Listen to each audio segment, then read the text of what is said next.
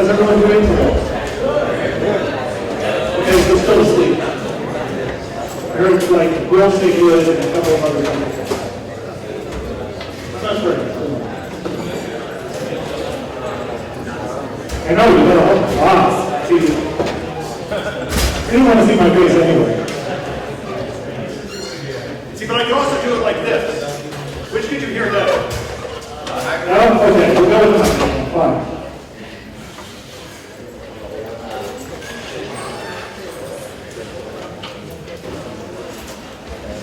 Are we good? Yeah. So, we get a few things from the outside. We're good. This is right?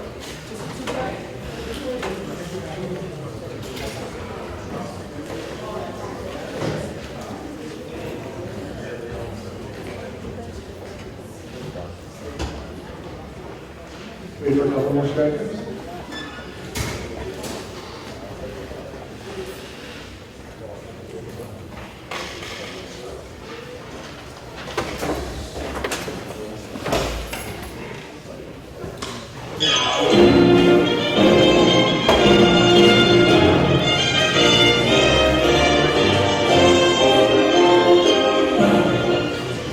Hello everyone, so excited to be back in the Bronx to talk with all of you again. You know, this is fantastic. This is maybe my 5th talk to GDG Bronx, and every time I'm here, it's larger and larger, and it is always, always great to work with this crowd. You are some fantastic people, and I'm always excited to talk with you.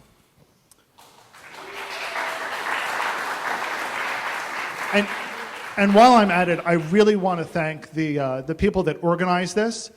Ava and the rest of the organizing team, they always do a fantastic job. They always work their hardest, and I am thrilled that they always invite me back every year. So thank you for having me back, and thank them for putting on such a great event, as I am sure you will see during the day.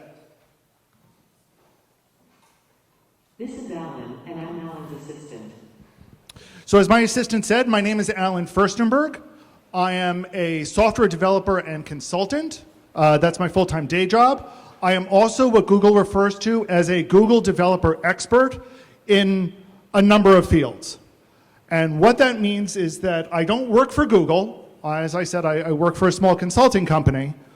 But it means that Google likes talking to me to find out what you developers, and I'm a developer too, what we need from their products. And in return, they also give me some information about what's going on, how things work, and they ask me to help share it with all of you. So a lot of what I do is act as kind of a go-between between us, the developer community, and Google, to help them understand what we need and help us understand what in the world they're doing. The 2 URLs posted here are the easiest ways to find me. Spiders.com is the company that I work for. Prisoner.com is where I post my information, post the slides. These slides will be posted here later at prisoner.com/ubi, which is for ubiquitous computing, and you'll see all of this again later. And again, you can find me on Twitter at @afurstenberg, and I'm usually pretty responsive there. And who are all of you wonderful people in the audience? So enough about us. Let me find out a little bit about you. How many of you, what are the choices I have here? How many of you are web developers? Develop web. That's fantastic, because that's most of what I'm going to be talking about in my presentation today. How many of you are mobile developers? A few of you. Excellent. How many of you work on back-end systems, on servers, and don't really like dealing with this UI kind of stuff? Yeah, me neither. But what I hope you will learn from this presentation and the next one is just how important your stuff is and how it fits into the voice ecosystem that we have today. How many of you produce audio or video, like podcasts or YouTube videos? Only a few of you, okay. How many of you do other stuff? Machine learning, data processing. Oh, no, you put your hand up. What kind of stuff do you do? You're a student, fantastic. What kind of stuff do you like learning about? Anything. My kind of student. I love that.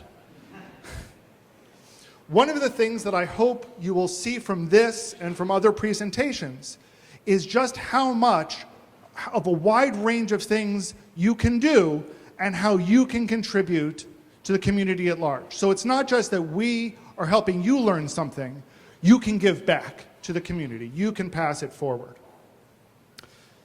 How many of you own an Alexa device, like an Amazon Echo? A few of you.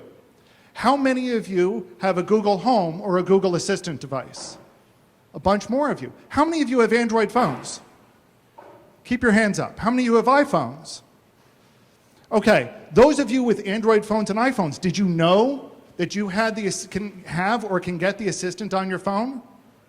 The Google Assistant, the very Google Assistant I will be talking about now and that we'll be talking about in the next presentation as well, is available built in on your Android phone, and on iOS, it's just an app that you can download from the store. So if you are using any of these devices, or if you're using any of these devices, what I'm talking about right now is something you can do immediately. Okay, now for important questions. How many of you like Captain Kirk? None. Okay. Picard? Cisco? Janeway? Archer? Okay. How many of you have no idea what I'm talking about? Clearly, I need to change my presentation for a younger crowd. Okay. These are all Star Trek references. Let me ask you a question. Why are we here? So, we're here because voice is cool, right? Right? I see a bunch of nods. Thank you, Will. Well, voice is cool, but voice is more than that. Voice technology is a transformative technology that we have today. It's probably one of the most transformative technologies that we have in computing. Mostly because what it does is it lets people interact with their devices in a way that we never have before. So instead of having to learn how to punch cards, instead of having to learn how to wire up the mainframe, instead of having to learn arcane keyboard commands, instead of having to learn what an icon is or what it does and how to use a mouse, instead of having to learn how to swipe and what bizarre gestures are for our phones, we've turned that completely around. And now for the first time, the computer needs to learn how to understand us. And that's the transformative power of voice. And what I'm going to be talking about today is how we take that transformative power of voice and match it up with skills that we already have, with technology that we already know how to use, and do some things that are visual in addition to our voice. Sound good? So the assistant is just about talking to our devices and then talking back to us? No. As I said, one of the things that is fairly recently been introduced to the assistant is for devices that have screens, our phones, smart displays, other devices that are coming down the road that have screens as part of them. We can continue to have these voice conversations, but we can also supplement them with some visuals. So instead of just having a back and forth conversation, we're now having a conversation that also has a whiteboard with it. Let's be clear. What is my role in all this? So let's take a quick step back. What is the Google Assistant? Google defines the Google Assistant as a conversation between you and Google that helps you get things done in your world. And there are two elements that are important to this, and that's why I highlight them. The first is that this is a conversation that we're having. It's not a set of commands. It's not a set of push buttons. Google is expecting that we are going to have conversations with our voice assistants. And some of those conversations can be very brief, like saying, turn on the light turns on, conversation's over. And some of them can be more elaborate conversations. We could be talking about things. Google can be asking us to clarify and to better understand what our requests are. Or they can be back and forth conversations asking to change slides, or playing a game, or navigating our way through something. But first and foremost, it's a conversation. Second is that this is taking place in your world. As I said before, it's not that we have to enter into the computer's world. We don't have to have a screen in front of our face, forcing us to interact with that screen and not everything else. Conversations with the assistant take place in our world, with the computer and the assistant needing to understand what we're doing at that moment, why we're doing it, and then possibly carrying on a conversation to help us get things done.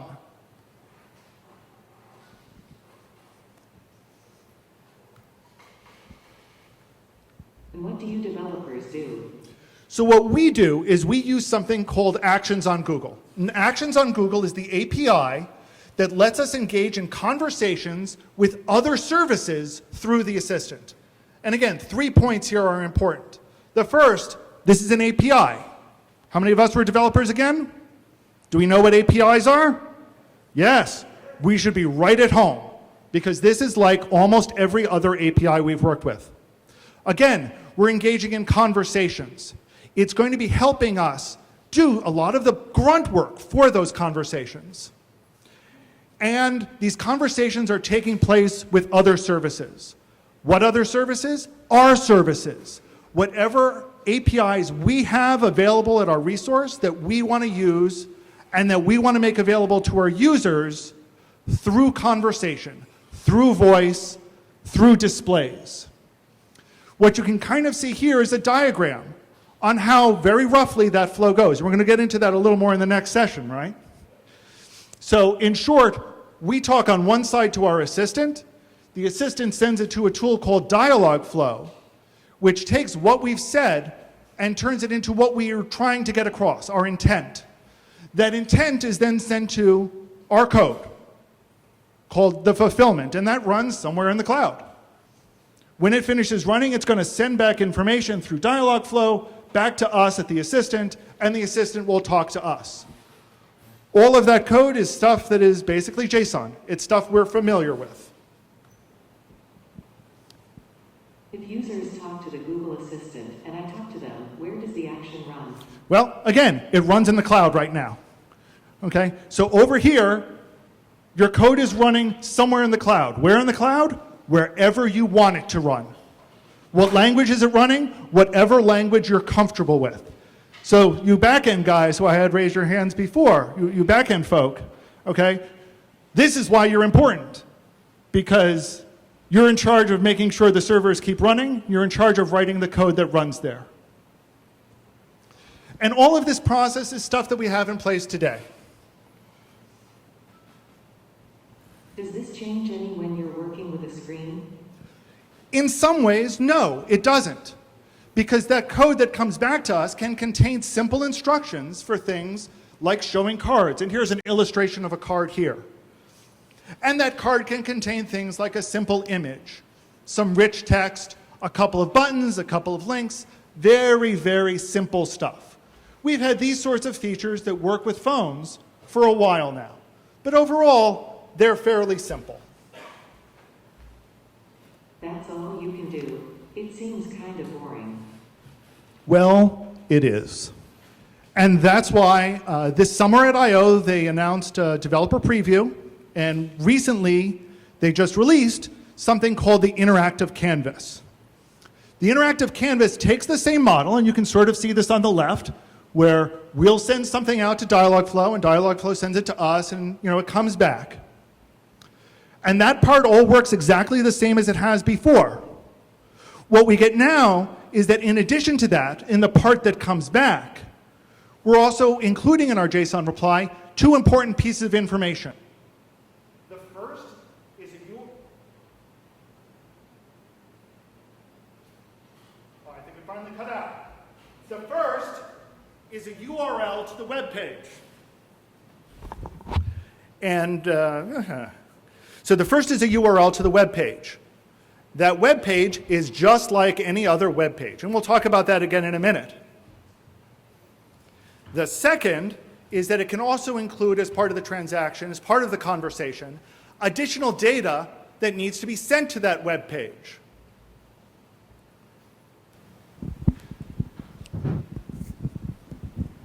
Better? Ooh, I think this mic even works better too. Thank you. So when the web page URL shows up on a device that can handle it, and by a device that can handle it, I mean something like your Android phone or one of the new smart displays like the Home Hub. See, now I need to calibrate for a microphone. For the Home Hub, it will go out to the web server, get the web page, get the CSS, get JavaScript, everything just like we normally do with the web page, and display it. And for those of you that are web developers, you're going, okay, so what's special about this web page? The answer is extremely little. That part of the flow is very much stuff that you are very, very familiar with. Okay, so we have a web page. What can we do with it? Just about anything that you can currently do with a web page.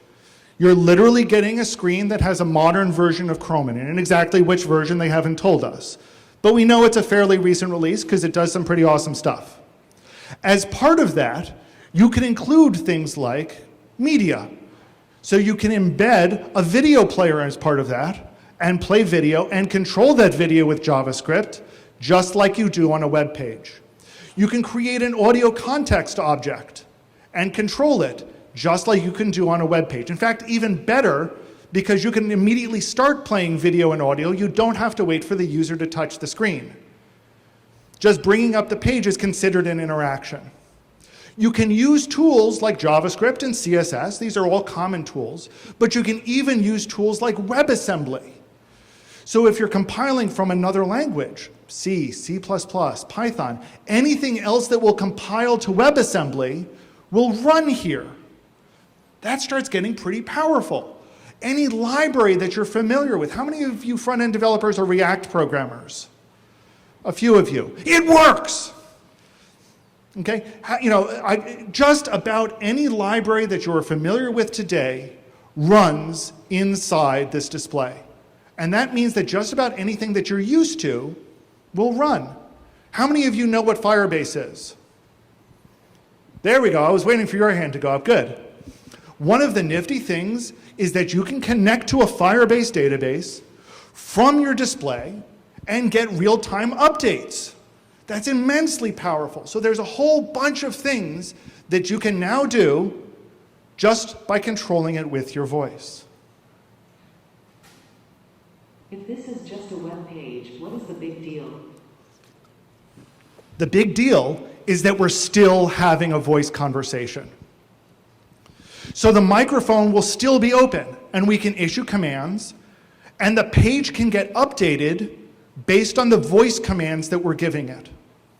Again, it still goes out to the cloud, it still pings our server on the back end, but then it comes back to our client that's running on this display with that additional data, and our JavaScript gets an event notification, and our JavaScript can do whatever we want. Why? Because we're developers. We know how to do these things. This is technology that we're comfortable with, that we've been using for years. In addition, we get some additional events that are available to us now. So one of the things I mentioned is that data that comes back is reflected as a state update. That's just a JavaScript event. We know how to deal with it. One of the other great things is that we'll even know when the computer, when the voice that we're hearing has started and when it's stopped. So we can do things like, lower the background audio if we want to do that. Or animate something and only animate it when it's talking. So it actually looks like something on the screen is talking. That's another event. How do we deal with it? Just like we deal with other JavaScript events. So even though there's some great new capabilities that we get, for those of you that are doing web development, I want you to realize this is all based on stuff we're very, very familiar with.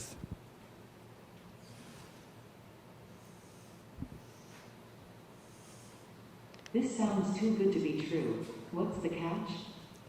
there are limitations. Okay? So for example, those of you that like writing pop-ups, for starters, everyone in the world hates you. Hope you're aware of that.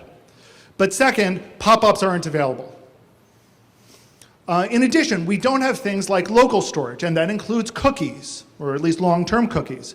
And the reason for both of these is that we have other ways of dealing with these sorts of things. So instead of using the local storage on the device, you should be using the tools that we have as part of the conversational storage to know when users have returned, where they are in the conversation, other conversational state like that. In addition, some of these devices don't really have a lot of memory. So you shouldn't plan on doing huge, massive graphics and huge, massive JavaScript programs. They've done some amazing stuff. But, I've been told that Unity, for example, does run on these devices. But don't have too many Unity objects going on at once, because you'll start running into memory problems. The voice interaction still goes through the network. So it's not like voice is now handled on this device, okay? Voice still goes up to the network. A lot of the processing still takes place in the cloud. It still gets handed off to your action that's running in the cloud, and then it comes back down. So trying to write something, like a game, a fast action, fast-paced game, you have to take into account the fact that there's going to be a little bit of lag in the conversation. So some games it'll be great for, and others, I wouldn't try to implement them yet. And then finally, there's this point that right now, Google is only accepting actions that are games that work with this canvas. You can still use cards, you can still use the older display methods, but if you want this rich, full-screen interactive canvas, you need to be developing a game. Now, we keep telling Google this is a bad idea, and they say, yeah. So we are hopeful that soon they will open this up to any kind of action. If you have ideas for actions besides games, talk to me. I will pass it on to Google and tell them that I now have, a room full of people who don't want to write a game. And maybe that'll nudge them a little faster. And finally, one of the things I kind of want to discourage you from thinking about is if you're saying, oh great, I have a web page, so now I can just put a bunch of links on it and make it so that people can do swipes and all sorts of fancy gestures on this screen. Yes, you can do that. No, you shouldn't. And the reason why not is because this is still a conversational interface. Don't go backwards. There are certainly cases where putting up a button can help with that interaction. But more and more, as we're developing for these things, think of the screen as a supplement to a voice conversation that's going on. Consider scenarios where this kind of thing will be used. It'll be used in places like the kitchen, where people are, hands deep buried in other things, walking around the kitchen. They're not there to come up to the screen every time and click next. They want to say next. They want to carry on that conversation and maybe glance at the screen for additional information where it helps them. So again, think of it in terms of a conversation, not in terms of this is the primary interaction surface. You can touch it. You can get touch events. That works fine. But voice is still the primary way to control it. I'm sure you talked too much.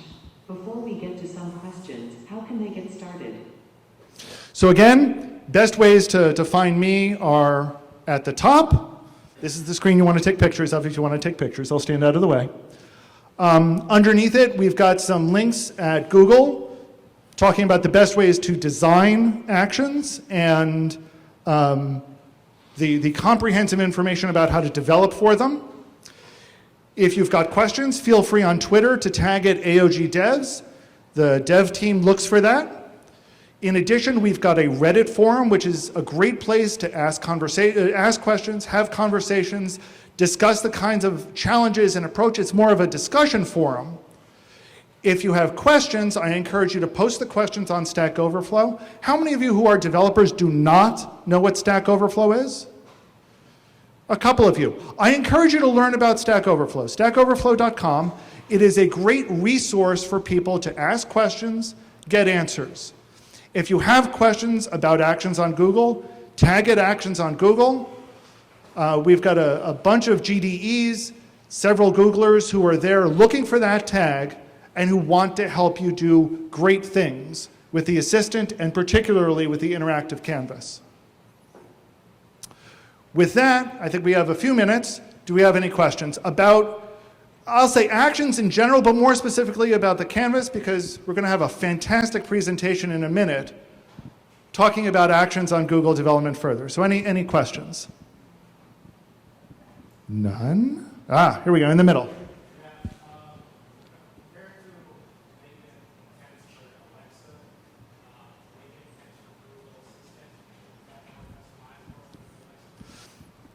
Ooh, so the question was, how does this compare to developing a skill for Alexa? Did I capture that correct? Okay. First of all, keep in mind I'm biased, and I'll admit to my bias. That said, however, I do develop for both. The two of them are very, very similar in their concepts and their approaches. The biggest difference that I find with the assistant versus Alexa forces you to do things very narrowly in their way. You have to use the Alexa skill kit to define the conversation. You have to find a very, very narrow set of ways to do it. Google is a little bit broader. So they will say, we have this tool called Dialogflow. We suggest you use it. You don't have to.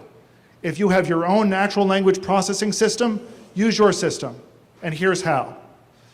Alexa says things like, if your user says something that is not part of your defined conversation, you won't hear about it. Google says everything that the user says once they are talking to you, you will get. So you know if your users are trying to do something that you haven't defined, and you can adjust that. Alexa sort of gives you some of that information, but not nearly the same way. In terms of back-end technologies, again, I think Google's a little bit better. They do the conversation shaping a little bit more flexibly than Alexa does. I think some of their tools, this, for example, the interactive canvas, is far, far better than their Alexa presentation language. It allows literally everything you can do in HTML, CSS, and JavaScript.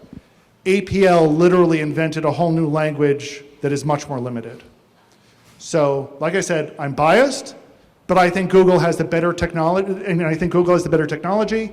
but if you're already used to developing for the Alexa, you will find the crossover fairly simple. Any other questions? In the back. I'm sorry, I can't hear.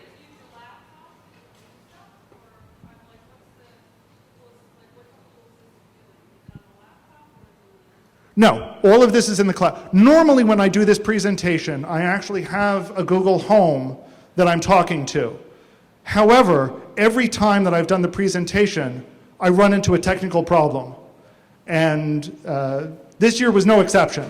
So I basically am triggering the assistant on my laptop, and it's then doing the exact same thing that I could have done with my phone, with a Google Home device, and that's calling code in the cloud. So the only reason you saw me walking over to the laptop was as a plan D for getting the presentation working.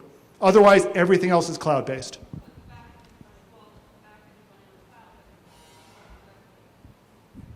In this particular case, this happens to just be showing a web page. You can see the browser here. But all it's doing is listening for changes in a Firebase database. What you're seeing up here, on this device, all my laptop is doing is listening for a change in a Firebase database and changing HTML pages as it goes. Okay? But that's because my assistant is changing the Firebase database. And this is picking up real-time events from it. So the question was basically, how in the world is this magic happening, right?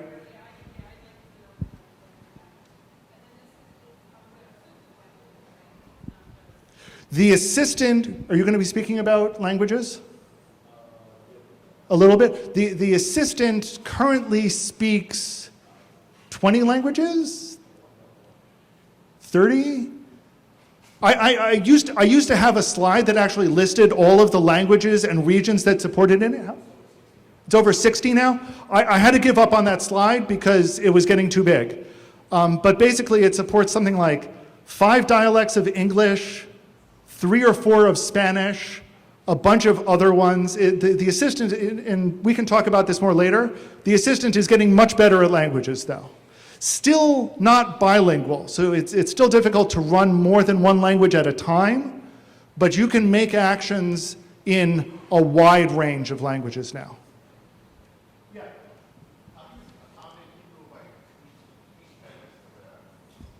So the question was, how tolerant is it of people who don't always speak in perfectly fluent, enunciated English, right?